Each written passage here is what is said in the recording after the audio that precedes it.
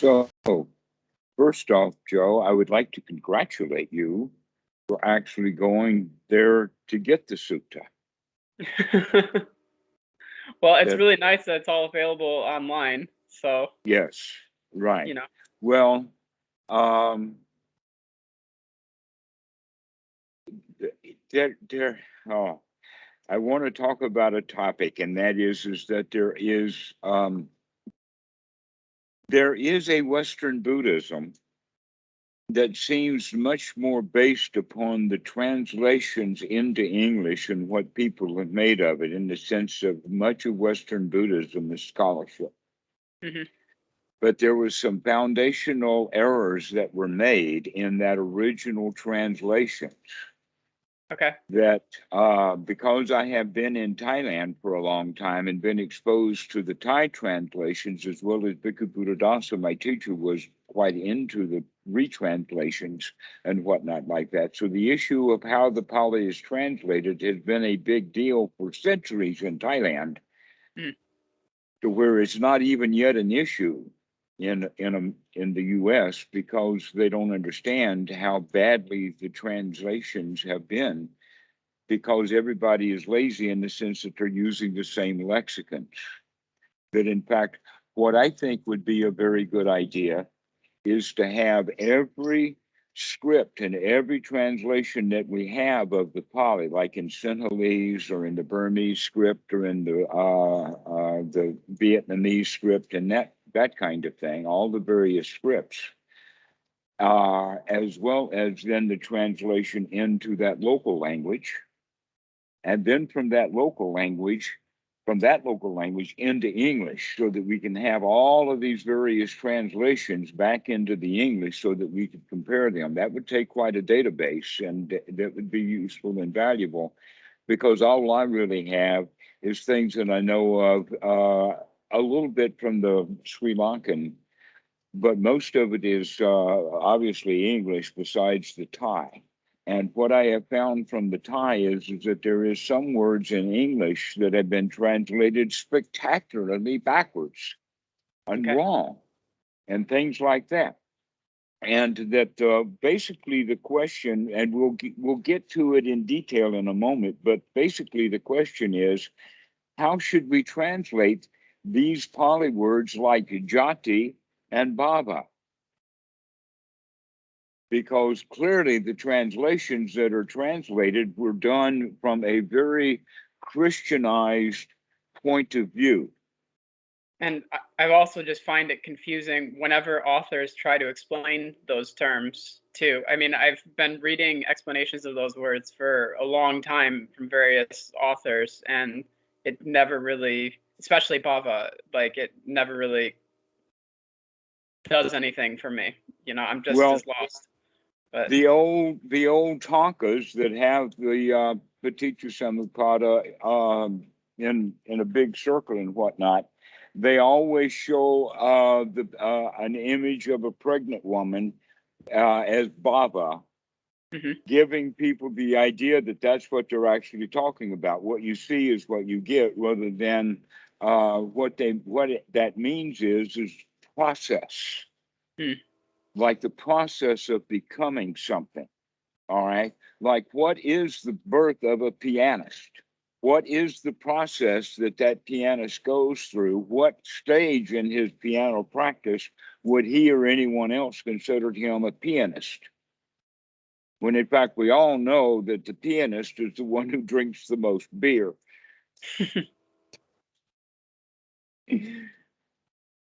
But never mind my old jokes. Let's go to the point of what is the process then of the practicing of the piano that makes a pianist become a pianist, rather than just a kid practicing the piano. what makes a person a pianist from being somebody that just plays the piano? Well,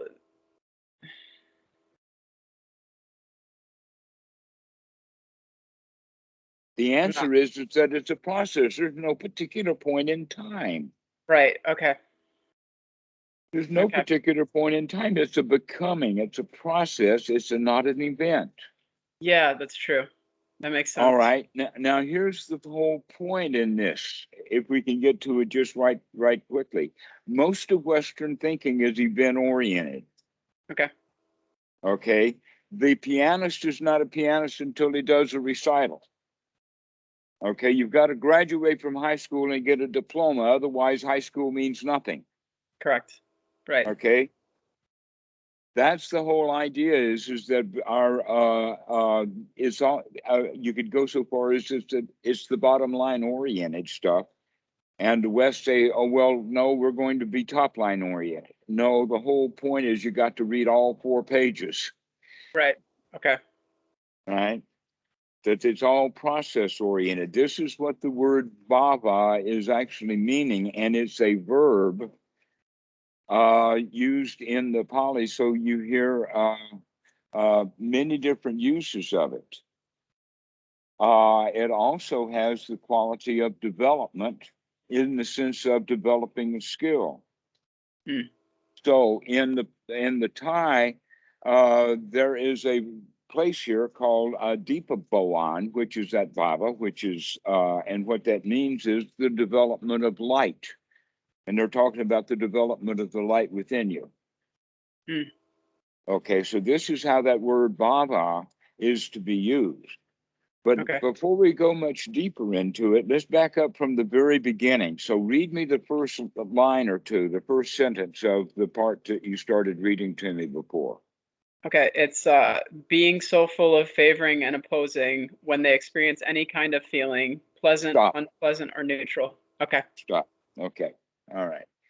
So what that means is that we're being disposed of feelings. Basically, what that means is that at this particular point in the talk, the Buddha is stepping in right in the dab smack middle of Paticca Samuppada. And that the basic part of that is that before that process happens, something impacts us strong enough to raise a feeling. If it doesn't impact us, pasa, if that contact doesn't happen, then no feeling much arises.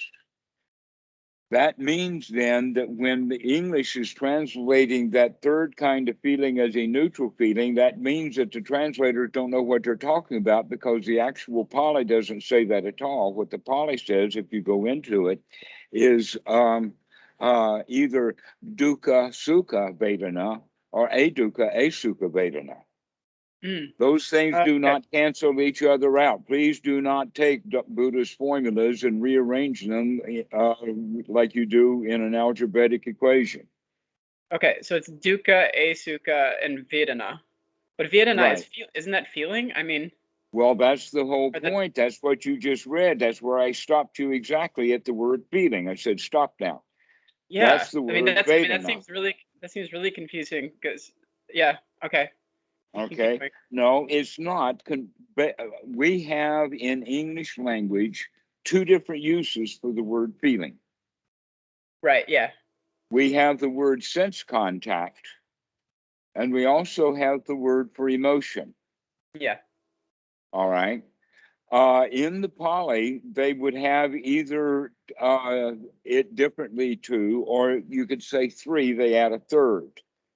Okay. And that third one is the one, the Vedana, that the Buddha is talking about. And that is a deep sense of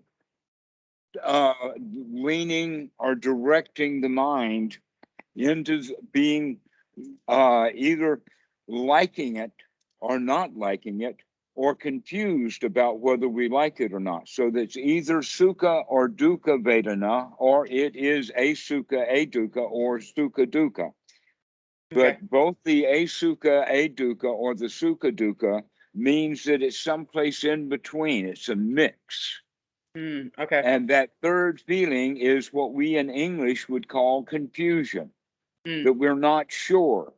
We get confused. okay. Okay. And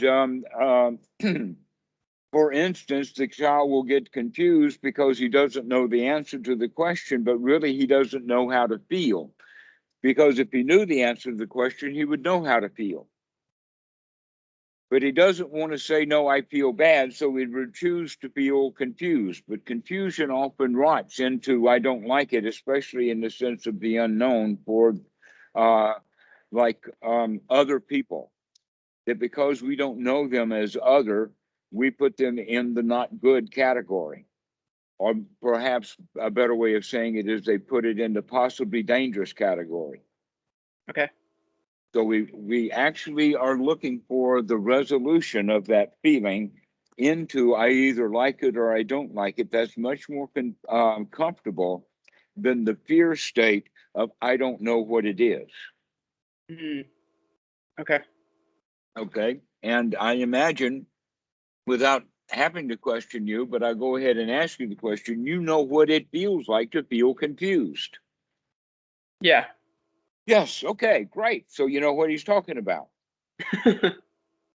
Except that you probably remember confused when it was really, really big, to where in fact we get confused often on a tiny little level, Mm. depending upon the impact.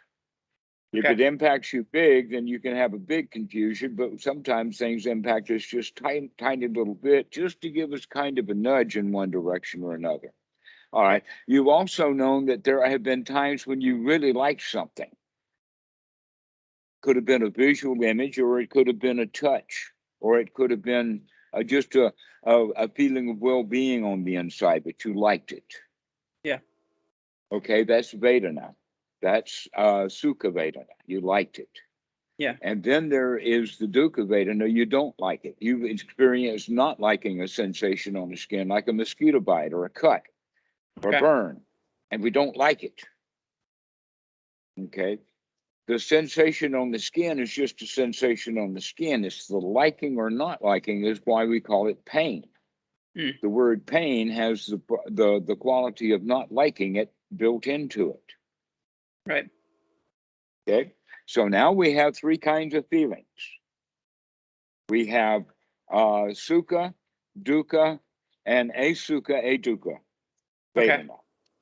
All right. Okay. Now, those three kinds of Vedana, let's take one as an example of I like it. If I like it, I want it, is the first ignorance. Down the rat hole. If I like it, I want it. What happens with the guy when he sees the beautiful girl? He wants her. In other words, they say that she's painting herself up to be attractive because she wants to attract him. Mm. So there's a difference between enjoying the beauty of it and wanting it. All Okay. right. There's only two kinds of people who will go into the Metropolitan Museum in New York, pay several dollars to go and look at a particular painting and look at that painting wanting it. There's two kinds of people. One, money bags, and number two, thieves. Well, guess what? The money bag was a thief. There's just a different kind of thief than the kind that I'm talking about. They'll steal it to get money. He steals it because he's got money, or he'll buy it because he's got money. Everybody else can just appreciate it as it is. It's just beautiful. But these guys, now they want it. Right. Okay. That is what we call tanha in the Pali. Mm-hmm. Wanting, craving, grasping, but not yet clinging. The clinging is the next stage of it, and the next stage of it is the clinging that instantaneously the object to be clung to now requires something else. It requires something to do the clinging, and the process of coming from tanha into clinging is the bhava, and that which clings to it is the self, the jati, the birth. Okay, and now the round and around and around she goes, and we do that, and that's the dukkha. Okay. Until we wake up to that and say, aha, I see you. And now we can escape from that. And that can happen in the mind. Okay. Now there's an intermediate step in there, and this is where the woeful states come in. From that grasping and clinging, we are reborn in one of the woeful states. They are known as the four woeful states. Do you know them? I'm not sure. I'm Okay. not familiar with the term the four woeful states. The four woeful states, one of them is hell, the other one is Paticca, the hungry ghost. Right. Yeah. The third one is a dumb draft animal, and the fourth one is the Titans or the Asuras who are afraid to go into battle. Yeah. Okay. These are the woeful states that clinging and the development into the birth, that is what we're reborn. We're reborn into hell. Okay. When we get angry, we're in hell. Yeah. When we are anxious and uptight and we can't stand the situation, or when we're in great despair, that's a kind of a hell. Yeah. Okay. That when we want something really bad, in fact, that whole first example about the guy wants the girl or the guy wants the piece of art, now he's been reborn as a hungry ghost. He can't get no satisfaction. Mm. All right. I want it, I want it, I want it. Common words for that would be lovesick or unrequited love. When you can't get what you want. All right. Another name for it is Wall Street or the stock market, because they can't nobody get what they want on Wall Street. But they think they can. Actually, there they go from A to B again, looking for something in the wrong places. They think that what they want is happiness and peace of mind and joy. And so then they think mistakenly that money will get them that for them. Right. All right. And so now we want money, because we think that if we get money, we'll have joy and satisfaction and peace of mind. Except that when you get a couple of $1 million, now you're afraid to lose it on Wall Street. And now, so you got two problems. One is my own safety and security, and two is the safety and security of my wad of dough. Mm. And so it's a bit dangerous to go that direction. Yeah. The same thing is true of the guy who gets the trophy wife. If he thinks she's a trophy, then others will have a trophy idea and they want her too, you see. So that kind of thing is dangerous. And when we can see that clinging and that greed of want, that's the hungry ghost. And you've Okay. experienced that from time to time. You've experienced all of these things as we talk about. Yeah. The third one on the list is remarkable in the sense that this is the one that's the most common, and yet in Buddhism, it's the one that's least understood. Okay. And that is the not the hungry ghost. It is the animal world. Okay, what the Buddha was referring to was draft animals. The donkey that is having to pull in a circle a great big log that has a millstone on it. Right. So that the farmer standing on the side of the road puts his sugar cane in there, and out comes sugar cane juice, and he sells that for 10 rupees. But the donkey don't get no sugar cane juice. No. You don't get none. He just has to turn that thing around. Well, we live our lives like that, in the sense that we started about the first grade. When we're put to work, we're told to sit down and learn your ABCs, your 1, 2, 3s, and the kid says, why? And the mom says, well, if you pass the first grade, you could get into the second grade. Why? Well, if you get into the second grade, you can get into third grade, and you get out of primary school into middle school. Why? Okay, where's the end of all of that? Mm. So if you get your degrees out of university, then you can get a job. Why? Yeah. What's the point? The point is the way that our society is set up is that we never get the benefit. We never feel comfortable and happy and relaxed and satisfied. It's always more work to do and more work to do. And Until the you become, rewards I are suppose, pitiful. yeah, until you Pardon? become too old, to do anything, and then you're kind of like still waiting for that reward, and then you're too old and Mhm. seen as not really worth anything, disposable at that point. So Right. Well, it depends upon how soon, and some people never do have a midlife crisis. Some Hmm. of us have it in the 20s.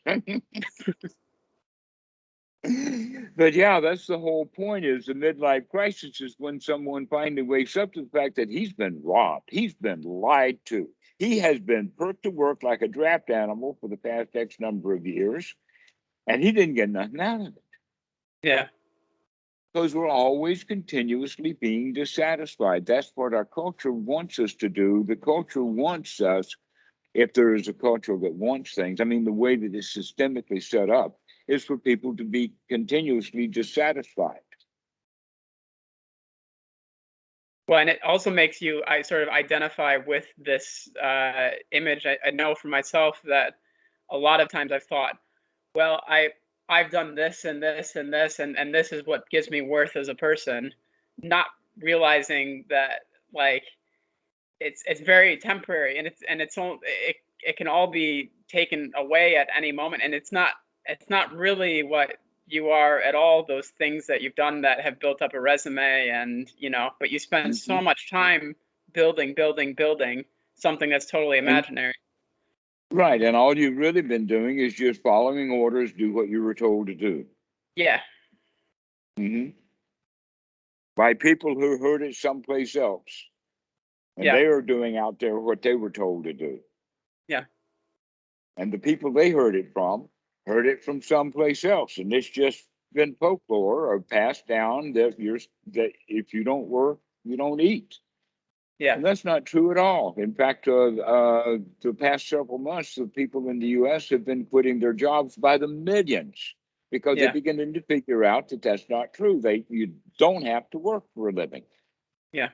Living is wonderful when you don't have to work. In fact, let's stop work altogether and just start playing with our lives, which is what the Buddha is really talking about here.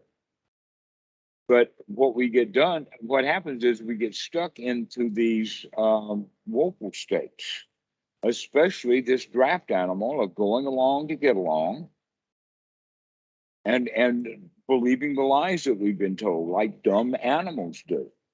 Can you just hold on a second? I think there's a package really quick. Sorry, I'm sorry.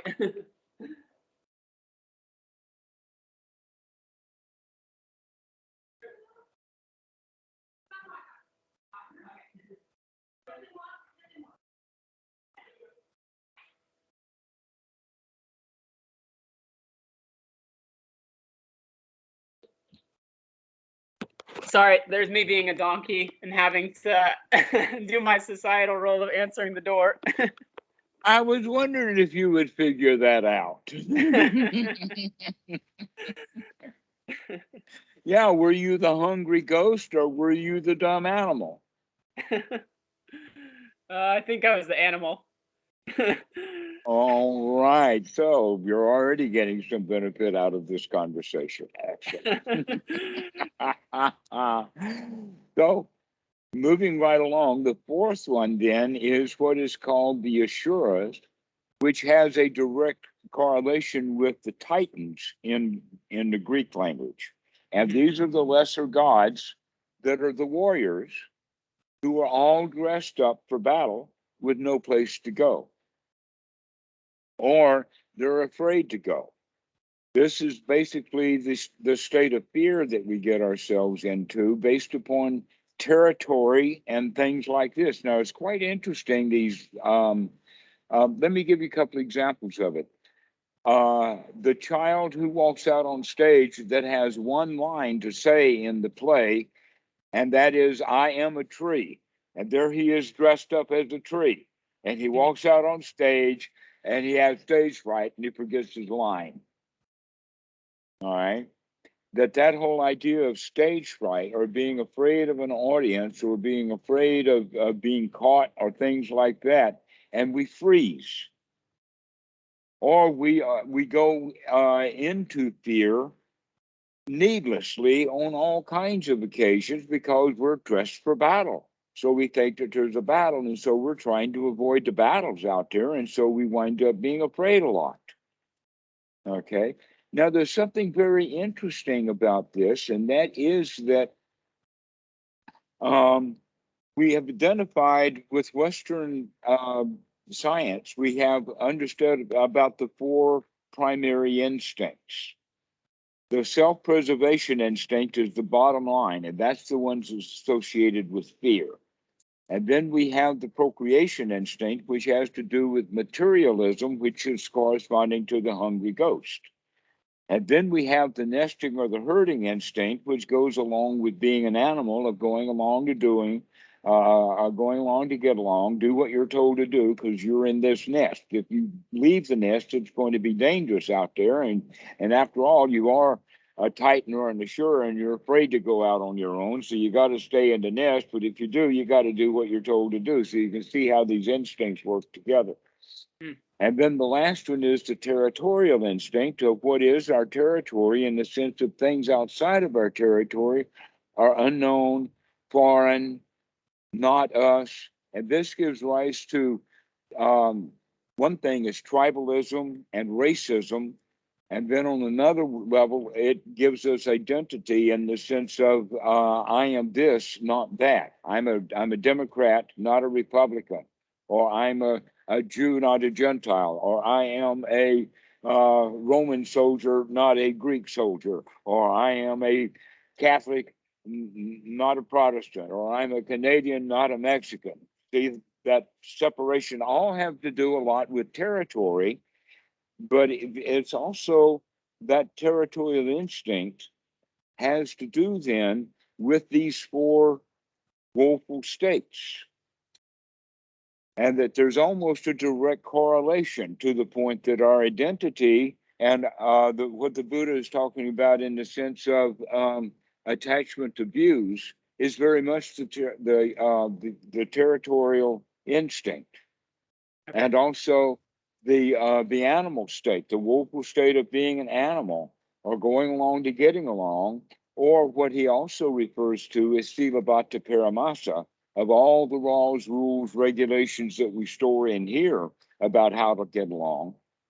So this is very instinctual. It's very interesting to note that really a very easy way to understand the teaching of the Buddha is that if we live our lives intellectually investigating and acting wisely, then that means that we are not following our instincts. We're not following our heart anymore. We're not living by intuition. We're living by wisdom, because it's our instincts that are on automatic pilot that almost always wind us up in the gutter. Okay. That it's almost like a Tesla, and our AI driving system hasn't been quite worked out for the streets that we're on now. That it worked fine when we were on dirt roads way back when. But our mapping system is not good for modern highways. We need to actually watch what we're doing and watch where we're going to live a modern life happily, is by doing it wisely. And the question then, or where is the right place to put our wisdom, is at that point of contact, so that we wisely have control over the way that we feel. Because if we can wisely control the way that we feel, then we can say, fine, I like it, but I don't want it. Right. Or fine, I don't like it, but I'm not going to try to fix it. Just because that cat's injured out there in the wild and I can't trap it in my trap doesn't mean that I've got to go feel bad about that cat. I can say that cat, I don't like that cat's out there, but I can't do anything about it. Right. Right? So we can accept that. I don't like it, but I'm not going to do anything about it. Mm-hmm. Or the third one is that, I'm confused. Let me do more investigation. Okay. Rather than assume something. Because normally we assume that I don't like it. That's why we have tribalism, is because I don't know who that guy is, therefore he may be dangerous, and therefore he's the wrong color, and you know how that trip goes. That's a big rat hole. So the way that we're talking about this phrase, starting from that word feeling, that's the word Vedana. From Vedana, it goes to Tanha. From Tanha, it goes to Upadana. From Upadana, it goes to Bhava. From Bhava to Jati, and from Jati to Dukkha. All right? Okay.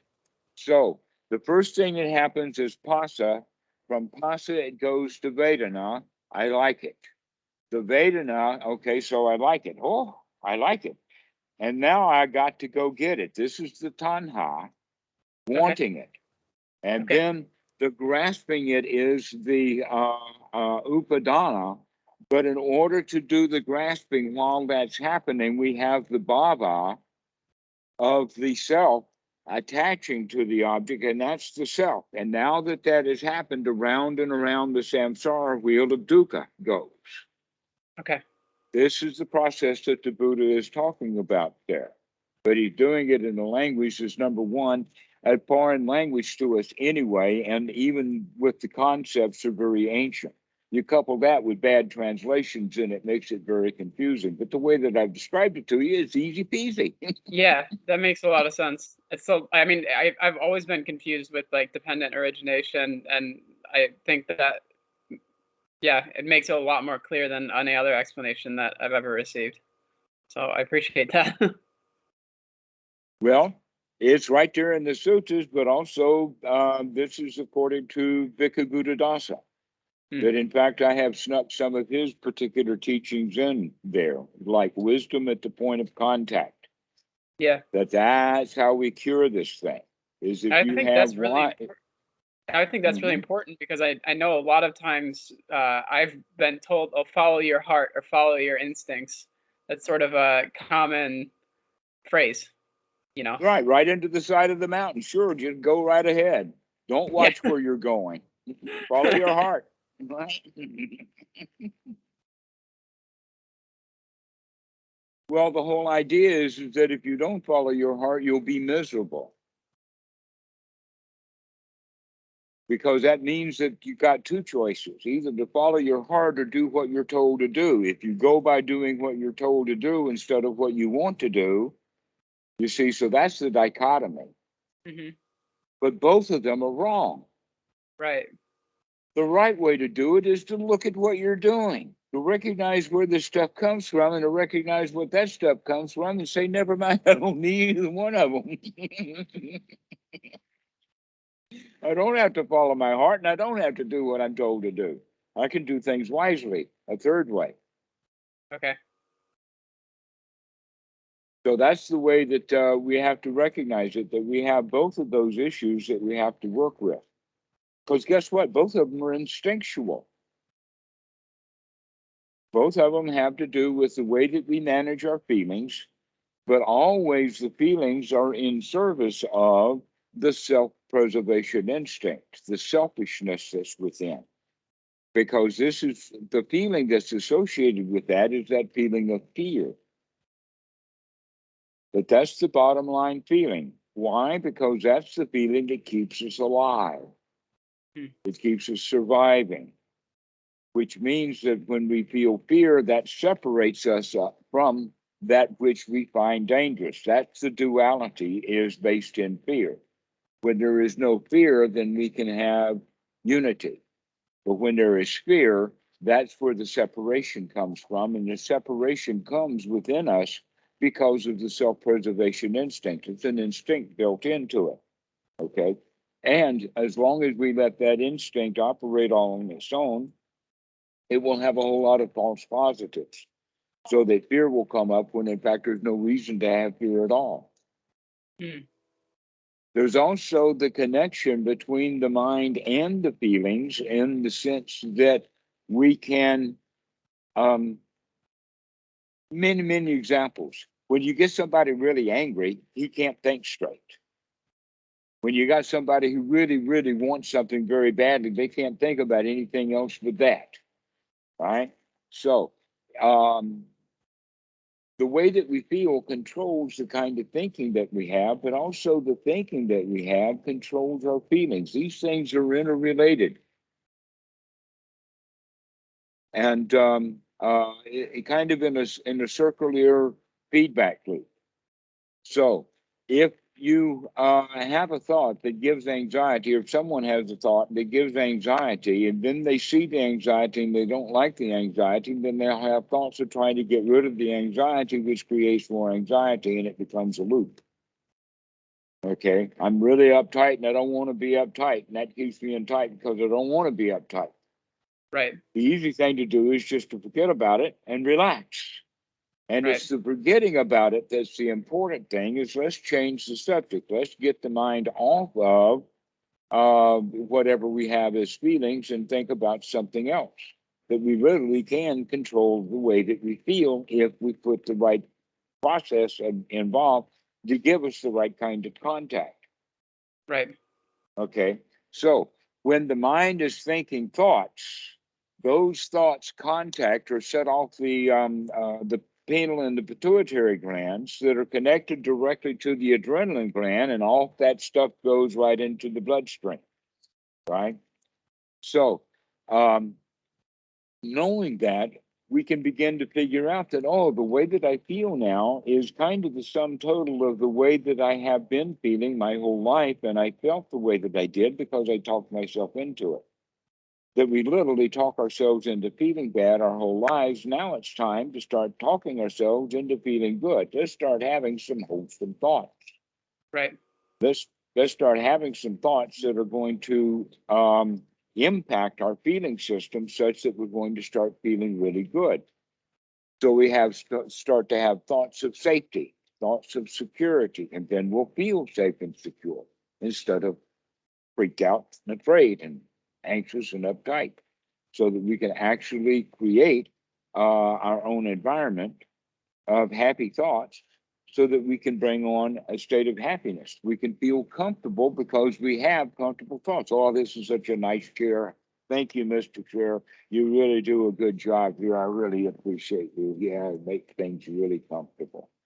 Okay, so these are the kind of thoughts that we would have. Gratitude, uh, thoughts of generosity, thoughts of well-being.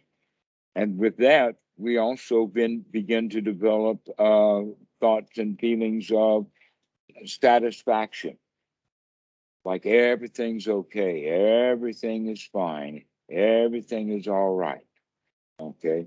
Now, when we're actually doing that, we are interrupting that whole process so that the Paticca Samuppada is not fulfilled, that we cut it off, we break it. And at this point in time, what we're talking about is we're breaking it there at that feeling level because we can control the way that we feel. We can talk ourselves into feeling that way. In fact, we're doing it wisely. We're having wise feelings. Hmm. And so at this point in time, we're actually breaking that cycle.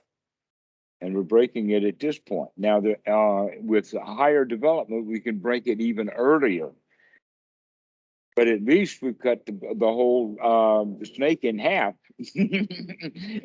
by being able to practice anapanasati by gladdening the mind and changing the thoughts that we have. So this is that, in fact, the first part of the sutta is what I'm talking about now, in the sense that starting with the whole concept that fire must have a fuel to burn. Right.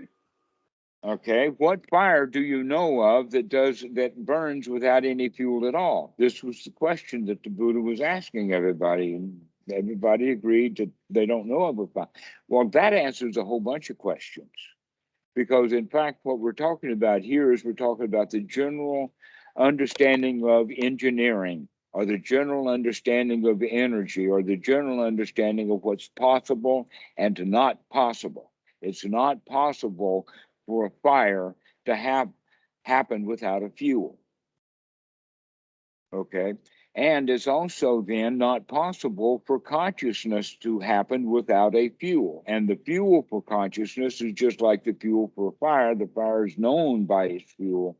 Consciousness is also known by its fuel, in the sense of the eye consciousness, the hearing consciousness, the touch, taste. This is sense consciousness. But there is another kind of consciousness, and that is what we would call this stuff after it's being processed. How is it processed? It's processed with Namarupa, which then gives rise to the Salayatana, and it's the Salayatana that is, in fact, the other kind of consciousness. The way that we do this in English is that I see the tree, Or I say, I see what you mean. When I say I see what you mean, that's Salayatana. When I say I see a tree, we're talking about this kind of consciousness with the eye. Okay. Okay. So when I say I see what you mean, that means that I have brought a bunch of past stuff into it. If I bring it in ignorantly, then I will bring in old bad feelings coming from instincts. But if I bring it in wisely, then the kind of thoughts that I can have will be different than the kind of thoughts that I would have if I were doing it ignorantly. So I see something out there. Wisely, I can decide what I'm going to do with it rather than just automatically doing it ignorantly. So in fact, ignorance is at every level of the occasion here, and what that's why it's also the foundation. It's the foundation of everything. And what we do is we begin to dispel that ignorance, and one of the first ways of doing it is dispelling it in the sense of becoming familiar with the way that you feel, so that you can feel first, and then wisely decide to act, rather than automatically acting upon the feelings. Like if I like something, I ignorantly want it. But if I wisely see that feeling, then I can stop it. I don't have to want it. Right. But if I want it and want it and want it, I've got to stop it and stop it and stop it. If I can back that process up to the point that I don't want it anymore, then I don't have to say I want it, I want it, I want it. And every time I have to slap it, no, you don't, no, you don't, you can't get it, you don't have it. And so there's even more peace of mind. But the important thing there is that normally in this process along the line, someone stops because we wake up. An argument, for instance, will go along just so long until either a third party or one of the people will break it up. If they don't break it up, somebody's going to get hurt. And if we don't break it up, then somebody's going to die. An argument always is a violent act. It only depends upon how sharp is our dagger. Is our dagger words or their daggers real? Okay, but other than that, how far into the argument do we go? If we don't argue much, in other words, as the argument starts, we say, "Oh, I don't care about it," then our life is easy again immediately, rather than going into an argument and getting deeper into it and deeper into it and digging it deeper into Paticca Samuppada until there could be really severe dukkha. So this is how things cycle and cycle and cycle to go downhill with it. But always the process is with the Paticca Samuppada. This leads to that, and things circle and go down this way. So that's what that teaching there is about. And all of the Westerns get hung up on what do those words mean, like Baba and Jati, where really what they're talking about is the process of once we want that and we start clinging to it, that drive is the beginning of the self, and the self attaching to it is now the full-blown me. It is Okay. me now that is angry, or it's me now that is involved with that. And when that self is in it, that's where the dukkha arises. You could go so far as to say that the self is only use and only existence is a bucket to carry dukkha. That's what the self is for. And you can see out instinctually of how the self operates, in the sense of the self-preserve instinct gives us fear, which means now we must take some action. Fear is the rally cry within one's mind-body complex. You got to do something. That's why the child feels afraid and then does something. Until mommy can make the kid afraid, he's not going to do anything. So if mom really is insistent on the kid doing something, she's got to make him afraid. The carrot wasn't enough. Out comes the stick.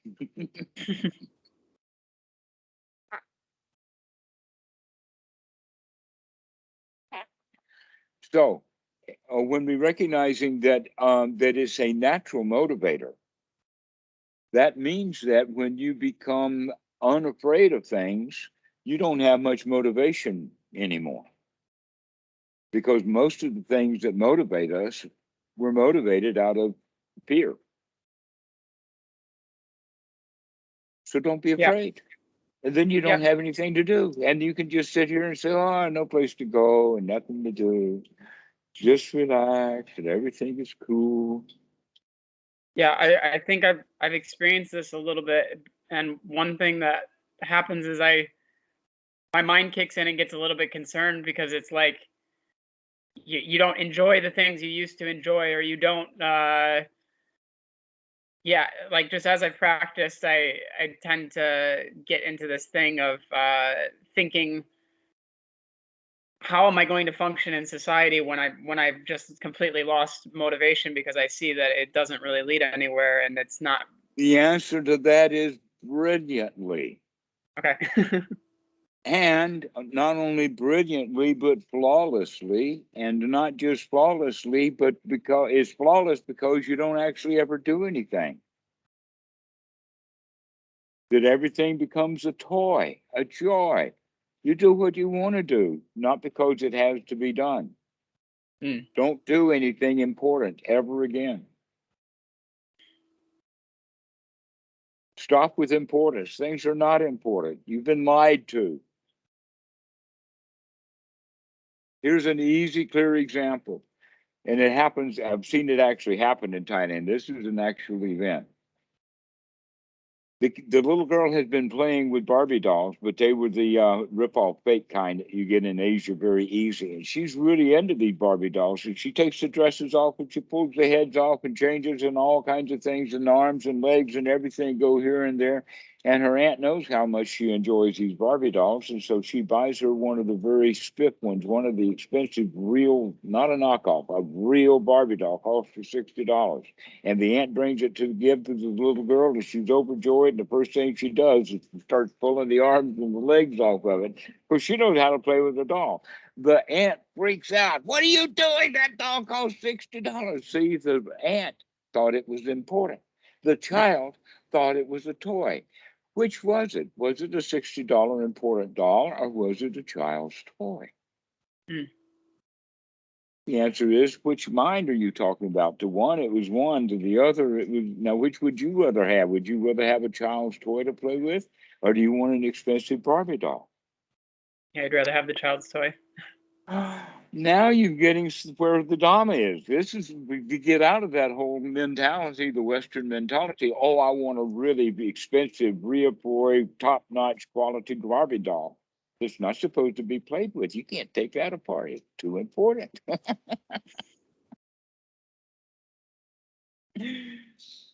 So that should be your job now. Your job's not important anymore. Now you can play with it. It's just a toy. But to get that mentality that it's a toy, you have to sit down with your and practice. This is what Anapanasati practice is all about, is to Yeah. learn that all of these features and tools that you have, the human body is a marvelous toy to play with. And here we thought that it was a job to do, a machine, a tool. When nothing, no, the human body is just a toy. You've got one person there. So the first thing to do is to play with it. Check it out. Pull the head off. You know, this gets into one thing that you mentioned last time as well, that you had said that when you're noticing the breath, that the throat area is often connected to this fear instinct. And I tended to notice when I've been noticing it that I do have a tightness quite often in my throat area, that like it's something I didn't really notice until you pointed out that, to try pay attention to it. And I was like, man, there's a lot of the percentage of the day that I have a like this in my throat. But yeah. I, Okay, here's a question for you. You know that male lions have manes, mhm. big hair jobs. What's the purpose of the mane? Is it, uh, in fact, a survival mechanism? I'm sorry, what did you say? Is it in fact a survival mechanism? No, I don't think so. It's to impress the women, right? Isn't that the thing of it? Or I don't know. Well, let us say this. When a lion attacks a standing four-legged big creature like a gazelle or a wildebeest or whatever, he jumps on the back, but what's the actual takedown? What's the kill? What's the kill? I mean, he's biting into it. To the jugular, right into the throat. Yeah. Okay. So if two male lions are fighting over who's going to be the head of the pride, the one who's got the thickest hair is going to be well protected against the other guy. So maybe it's not who bites the hardest, it's who's got the most hair. Oh, that makes sense. Yeah. Yeah, okay. So there you go. Now you're talking about why does the throat tense up? Why do we have all of this protective mechanism? And in fact, the other question to ask is what's the weakest part of the body? Yeah, it's definitely there. Yeah, exactly. This is why we tense up in our throats. It's good awareness for you. You're not alone with that, but you're lucky that you figured it out. Okay. So start watching for that. Yes, become aware of what the body is doing. That's excellent. This is what the Anapanasati is all about. This is most specifically stage 3 of Anapanasati is getting to know this body. Yeah. That's why I call it a toy. It's a toy to play with. Get to learn it. Notice it. Play with it. Check it out. And we do that with the mind in the sense that this is why we work with sati to have the long, deep in breath, is because that starts to train us in paying attention to the body to be here now rather than lost in space or last year or over yonder or with them, that kind of stuff. But no, we're here now. Paying attention to the breathing, paying attention to the neck, and paying attention to what the body is doing, and paying attention to the fact that, hey, man, we're so relaxed. Everything is just easy peasy, just sitting and no place to go. Because I'm not afraid. And if I'm not afraid, I got no motivations. So this is the whole style that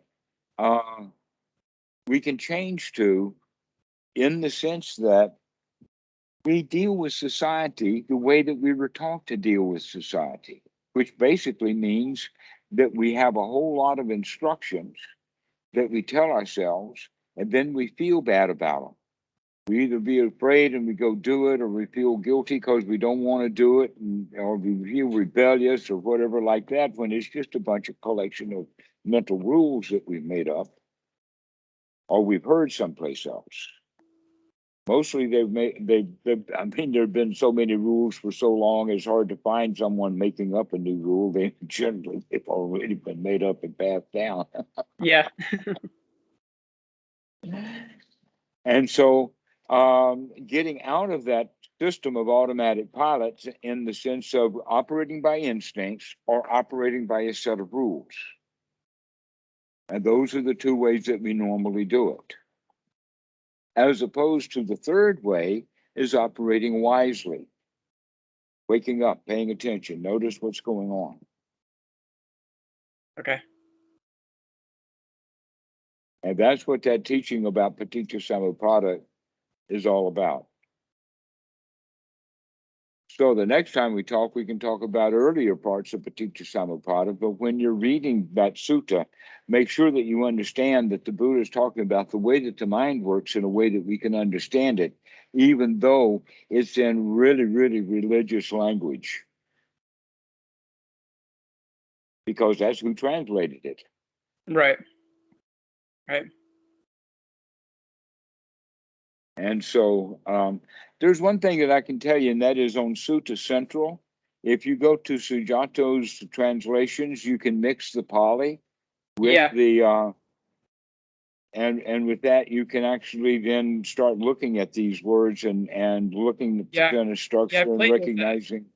Yeah, I played with that a little bit, and it's quite interesting doing it, because sometimes you know, it takes quite a lot of like English words to translate something that is like one phrase in Pali, and then the phrase has like, it has a prefix or a suffix that is just replaced by something else for the next one, and it's really interesting because it gives you a totally different feeling when it's just like this, and when you realize that, oh, this one is related to the previous one this way because it has the same suffix, and it's quite interesting. Excellent. Yes. In fact, you can see that in a way, much of the sutras are poetry Yeah, with definitely. symmetry and repetition over and over and over again. But the English translators, to make the book shorter, will lift out stuff that's repeated over and over again. In fact, if you look at the Pali, they in that particular sutta on that website, they do have all the Pali, but he doesn't bother translating but about half of it.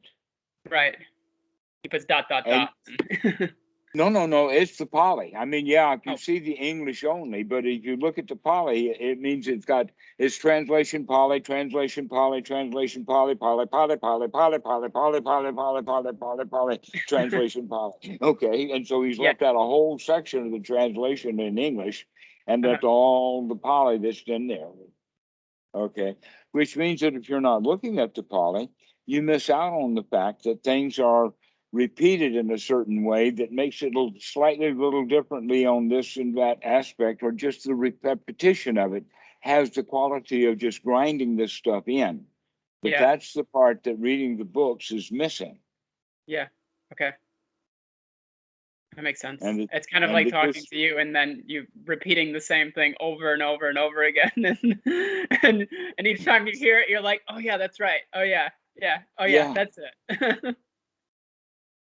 that's what it is. The Buddha Dhamma is very small. There's not much to it. But it's only valuable when you keep doing it over and over and over again. And very much of that, I like this practice just like anapanasati, in the sense that it's like breathing. The Dhamma is as easy as breathing, but you got to keep doing it. You can't Yeah. just stop breathing because it became easy. And so I've had enough breath. I'm just going to quit now. No, it needs to be repeated over and over and over and over and over again. Why? Because you spent all these years having thoughts of unwholesome. Now it's time to balance that out and to start having one wholesome thought after another after another. Okay. And so it's very repetitive. The sutras are repetitive. I'm repetitive. It all is just going. I mean, your whole life is repetitive. If you stand back from it, you'll recognize that. Now you're just Yeah. spinning in a different kind of circle. Yeah. Yeah, that's true.